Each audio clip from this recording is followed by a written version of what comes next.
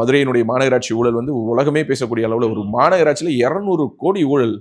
யோசிச்சு பார்த்தா பிரமிப்பா இருக்கு. அதை ஊடகங்கள் பெரிதாக பேசியிருக்க வேண்டும். நீ யோசிச்சு பாரு, தமிழ்நாட்டு ஊடகங்கள் எவ்வளவு கேவலமான விலை போன ஊடகங்களாக மாறிவிட்டார்கள் அப்படிங்கிறதுக்கு இது ஒரு உதாரணம். இங்க இருக்கக்கூடிய செய்தி சேனல்கள் ஒருத்தர் கூட இந்த மதுரை ஊழல் எடுத்து பேசல, ஒரு விவாதம் பண்ணல. அது எவ்வளவு பெரிய ஒரு செய்தி. அதை பேசாமல் கண்டும் காணாமல் கடந்து போவதற்கு ஒவ்வொரு செய்தி தொலைக்காட்சிக்கும் பல கோடிகள் கைமாறி இருக்கு. ஸோ இவங்களை மாதிரியான ஊடகங்களை வச்சுக்கிட்டு எப்படி இந்த மாதிரியான ஒரு அரசியல் மாற்றத்தை நம்மளால உருவாக்கிட முடியும்? எவ்வளவு ஒரு டஃபான ஒரு விஷயம். மதுரை மாநகராட்சி இது வரைக்கும் அந்த மதுரை மாநகராட்சியில இப்படிப்பட்ட ஒரு ஊழலை இன்னும் சொல்ல போனா எந்த ஒரு மாநகராட்சியும் பார்த்தது இல்லைன்னு சொல்லலாம். 200 கோடி ரூபாய் ஊழல். சிட்டிங் மேயர் அவங்களுடைய கணவரும் அதில் இன்வால்வ் ஆயிருக்காங்கன்னு சொல்லி அவங்களை கட்சியை விட்டு நீக்கிற அளவுக்கு, அதுவும் திராவிட முன்னேற்ற கழகத்தை சேர்ந்தவர்கள், அதுவும் மிகப்பெரிய அளவில் ப்ரெஷர் வந்து சோஷியல் மீடியாவில் டிஸ்கஷன் ஆகி அப்போ மெயின் ஸ்ட்ரீம் மீடியா அதை பிக்கப் பண்ணாம வேற வழி இல்லாம ஐயோ சோஷியல் மீடியாவில் பேசுறாங்க, ட்விட்டர்ல பேசுறாங்க, எல்லா இடங்களிலும் பேசிக்கொண்டு இருக்காங்க, நம்ம மட்டும் பேசாம இருக்கோமேன்னு ஒரு சில ஊடகங்கள் பேசினாங்க.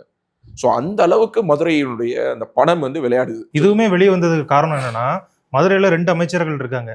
இந்த மேயர் வந்து ஒரு அமைச்சருடைய ஆதரவாளர், அதனால இன்னொரு அமைச்சருடைய ஆதரவாளர்கள்லாம் சேர்ந்துதான் இதை வெளியே கொண்டு வந்தாங்க அப்படிங்கிற மாதிரியும் சொல்றாங்க. அதுவும் உண்மை. அங்கே சமூக ரீதியாகவும் இதுல சில பிரச்சனைகள் இருந்ததாகவும் பேசுறாங்க. பட் எப்படி இருந்தாலும் தப்பு தானே. எந்த அமைச்சருடைய ஆதரவாளராக இருந்தாலுமே திருட்டுக்கு துணை போறதுக்கு எதுக்கு அமைச்சர் பதவி? அதுக்கு வேற ஏதாவது வேலை பார்க்கலாமே. நீங்க சத்தியப்பிரமாணம் எடுக்கும்பொழுது என்ன சொல்றீங்க? இந்திய இறையாண்மைக்கு உட்படுவேன், கட்டுப்படுவேன், மக்களுக்கு நல்லது செய்வேன் அப்படின்னு சொல்லி இறைவன் மேல ஆணையிட்டு நீங்க வந்து பதவி ஏற்கிறீங்க. பட் நீங்க என்ன பண்ணிட்டு இருக்கீங்க? மதுரை மாநகராட்சி ஊழல்ங்கிறது இன்னைக்கு தமிழ்நாடு முழுக்க பரவலாக பேசப்பட்டிருக்க வேண்டிய ஒரு விஷயம். ஆனால் இங்க இருக்கக்கூடிய செய்தி ஊடகங்கள் அதை திட்டமிட்டு மூடி மறைத்தார்கள்.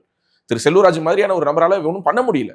பிகாஸ் அவர் ஒரு எம்எல்ஏ. நம்ம நினைக்கிறோம் ஒரு சிட்டிங் எம்எல்ஏ, ஒரு எக்ஸ் மினிஸ்டர், அப்படிலாம் கிடையாது. சுத்தி பவர் சென்டர்ஸ் போட்டு அவரை நெருக்கி வச்சிருக்கிறாங்க. ஸோ அதற்கிடையில தான் அவருடைய அரசியல் அவர் பேச வேண்டியது இருக்குது.